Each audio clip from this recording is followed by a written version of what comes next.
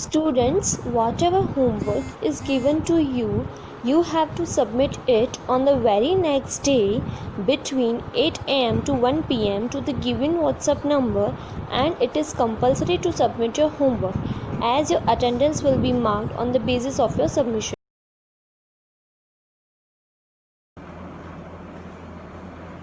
Good morning, children. I hope you all are fit and fine and enjoying study. I welcome all of you. In online education of KGK Higher Secondary School. Today, I am to teach you social study for 10th standard. We are starting social study from today onwards, and we are doing the first chapter, and that is Heritage of India. Let me explain what is heritage. Heritage means the gift that we get from our forefathers. In every family, the parents leave something for the new generation.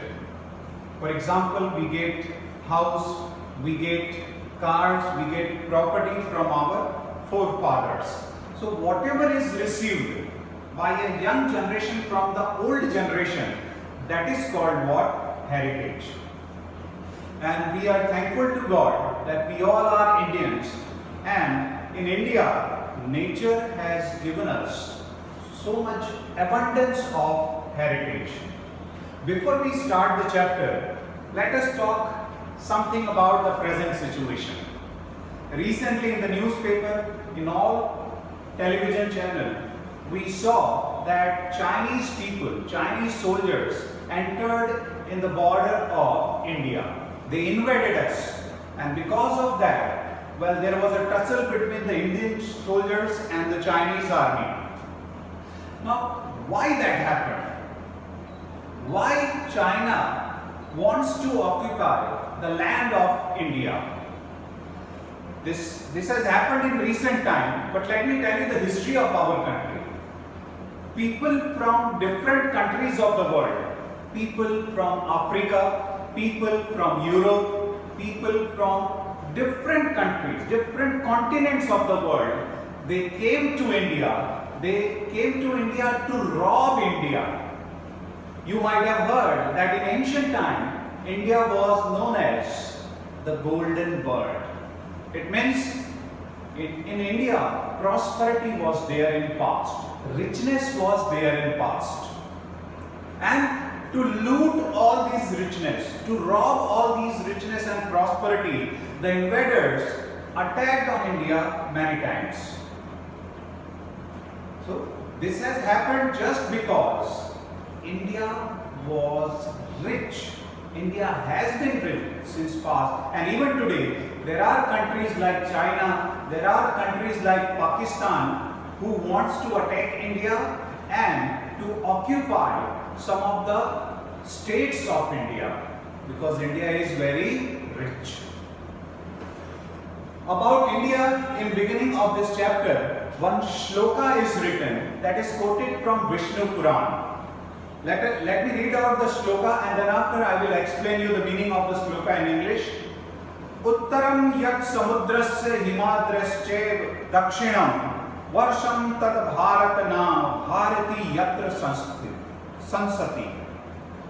It means India is extended from Himalaya in north to Indian Ocean in south. From Gujarat to Assam, the area, the geographical area of India is very huge. And in past, India was known as by many names. Some of the names are given here, like Bharatvarsh, Bharatkhand, Jambudweep, Aryabhat. So many names were there. And even today, in our rituals, we chant these names. So India is a huge country, India is a prosperous country, and because of that only, people came to India for trade. People came to India to rob India. But what happened? Those who came to India, they forgot their own countries and they got settled in India only. Because the love, the peace and the prosperity which is there in this soil is found nowhere else in this world. And that's why, the British people are living in India today. French people are living in India today. Mughals came to India and they got settled in India only. Buddhist people are living in India. Why? Because something great is there in the soil of India, in the air of India. India is rich, not only materialistically, but spiritually also. India is very rich. And the effect of this migration from different parts of the world can be seen on the culture of India. This is the speciality of Indian culture, that we adopt the good virtues from other cultures. And because of the exchange of the culture between India and other countries, India's culture is progressive, India's culture is very prosperous. So we have to see rich and varied heritage of India. Well, let me tell you, God is great and God is very kind to all Indians, because the rich and varied heritage is given to us by God. Well, what are the speciality of Indian culture? Let me explain you. The first one is, India's culture is trade oriented, India's culture is peace oriented.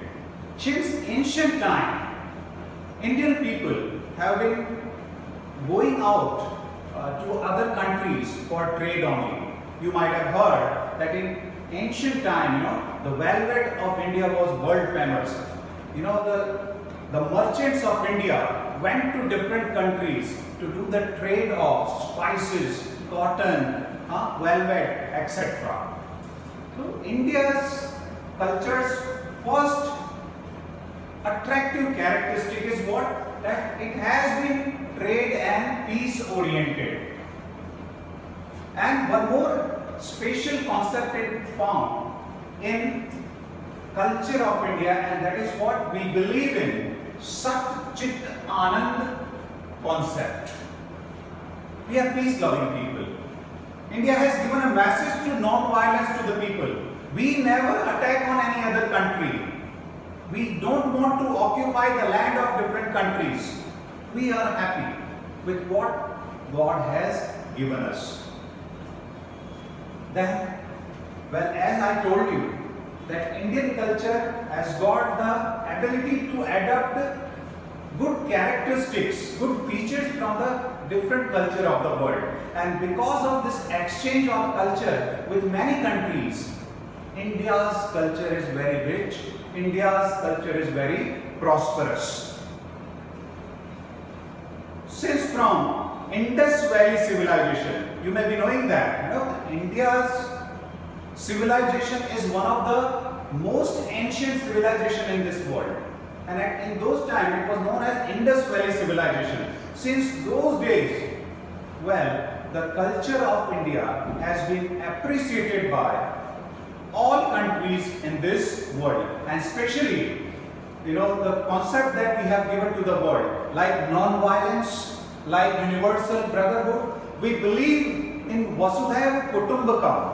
We believe that the whole world is a family. So we want to live peacefully.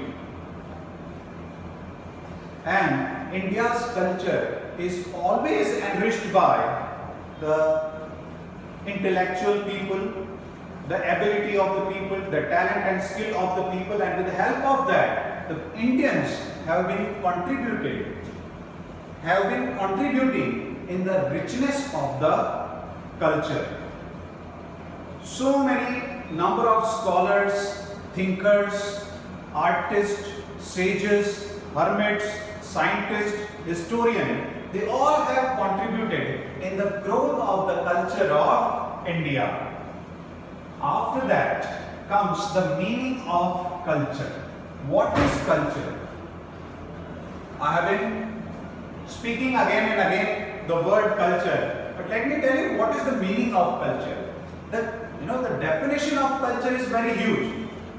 Let me tell you, culture is sum of habits, values, customs, traditions which are found in any country, as well as the behavior of the people also. How can we forget that? In short, culture is a way of life. And because of the changes that come in public life, social rules, regulations, culture always grows. So habits, values, custom, tradition, ideals of human beings, that takes the culture to its highest level. After the definition and meaning of culture, let me tell you, the culture can be divided into two parts. The first one is our heritage is divided into two parts. The first one is natural heritage and second one is cultural heritage. Well, every day in pledge, all students take pledge that I love my country and I am proud of its rich and varied heritage. Why we should feel pride for our heritage? Now this will be explained in natural heritage and cultural heritage. Let us see first natural heritage. What is natural heritage? Whatever is given to us by the nature, whether it is mountain, whether it is ocean, whether it is river, whether it is lake, whether it is forest, whether it is animals, or whatever natural resources are there, everything is included in natural heritage. And we can say the relationship of human beings with nature, it explains the natural heritage. Everything like mountain, forest, whatever is there, whatever you can see, even desert, whatever you can see, everything is part of what? Natural heritage. Not only that, but the forest, the plants, the minerals, the animals, everything is a part of what? Natural heritage. My dear friends, let me tell you, Indians always love and respect nature.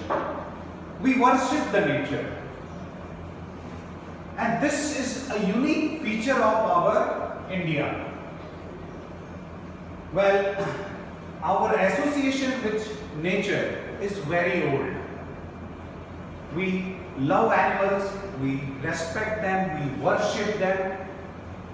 And this relationship of human beings with the animals and the nature can be seen in a world famous book called Panchatantra, written by Pandit Vishnu Sarma. Even in the Buddhist book, Jataka tells the relationship of man with nature is clearly visible. Now this natural heritage can be divided into 4 different parts. The first one is landscape. What is landscape? But before that, let me tell you, we love nature so much that our ragas are made on the basis of prahar. What is prahar? Prahar is a Hindi word. And the meaning is what? Period of day. Not only that, but our Ayurveda, our Unani and nature cure, everything is based on nature only. Our music, whether it is classical music or whether it is pop music, everything is based on nature only. So that shows the importance of nature for the Indian people. Now let us see the parts of natural heritage. The first one is the landscape. What is landscape? Landscape in simple word is different shapes of land is called what? Landscape. And it includes everything that can be seen on the earth. Mountain is a landscape. Desert is a landscape. Plain grounds, landscape. Snow-covered mountains. Everything is what? Landscape only. And for example, Himalaya. We all know that Himalaya is the highest mountain in the world, and we are fortunate enough to have Himalaya in our north. It is very useful to all of us. First, Himalaya protect us from the cold winds. It is natural boundary created by God on the northern side of our country. Himalaya gives us rivers even. The lots of plants, shrubs, trees are found in Himalaya only. Different species of animals and plants exist in Himalayan mountain range only. And not only that, but in Himalaya, many pilgrim places are situated. Amarnath, Badrinath, Kedarnath,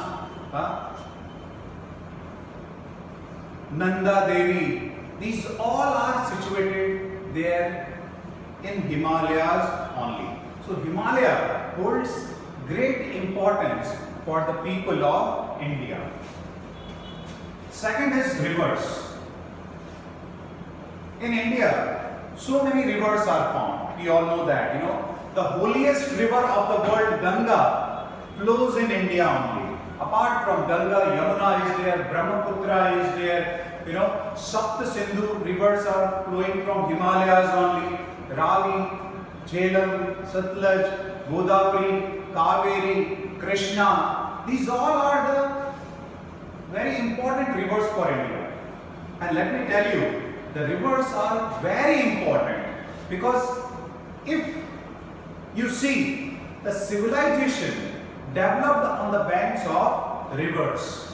Many big cities, metro cities are there situated on the banks of rivers only. Whether it is Banaras, whether it is Delhi, whether it is Ahmedabad, these all big cities are developed on the banks of rivers only. Why? Because of simple reason only. Rivers give us water, drinking water. Rivers give us water for our household work. Rivers give us water for irrigation. Rivers give us water for our industry even. And today electricity is also generated. Dams are created, made by all of us. We store the water of rivers. So they are very useful to all human beings. And rivers make the life of human beings very beautiful and prosperous. We can directly get food also. Like the fish are always available there in the rivers. Then after comes vegetation. What is vegetation? All trees, plants, shrubs, herbs, they come under the vegetation. And in India, different species of plants are found.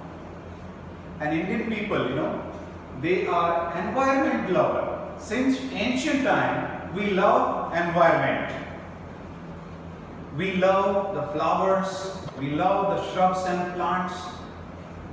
And all human beings, we depend on plants for our food. And not only human beings depend, but even the birds, even the animals depend on trees and plants for their food. And let me tell you, in our mythology, great importance is given to plants and herbs. We people worship plants. There are plants like people, banyan tree, basil. We worship them. We do not cut them. And not only we worship them, but there are plants which give us medicines even. The plants like harde, amla, baheda, aloe vera, ardusi, neem, they give us medicines. Many medicines are manufactured from the leaves and roots of the trees and plants. And apart from medicinal value and mythological importance, there are flowery plants also. Rose, lotus, mogra, sunflower, champa, jui, jasmine. These flowers make our life beautiful. They make the nature very lovely. So the life of Indian people is greatly influenced by the vegetations. And the lastly comes in our natural heritage is wildlife. You would have heard that Asiatic lion is found only in India in the Gir forest. Apart from lions, the tigers are found in the forest of India, elephant, rhino, foxes, bear, deer, sambar, rabbit, python, snake, mongoose, lizard. So many animals are found in India. And let me tell you again, Indian people worship the animals. They hold very important place in the heart of the people, We consider them as the vehicles of gods and goddesses. We love them, we worship them. So animals, they hold very important place in our lives, and we love them, respect them so much that we have made strict laws to stop killing the animals, to stop hunting the animals. And those who are found killing them illegally, police arrest them, and there is a provision of punishment even. So this way, these four things, landscape, rivers, vegetation and wildlife, they all are part of what? Natural heritage. And from this point of view, of all these four, we can say that India's natural heritage is very rich and very unique. We stop our lecture for today here only. In the next lecture, we will see the cultural heritage of India. Thank you very much.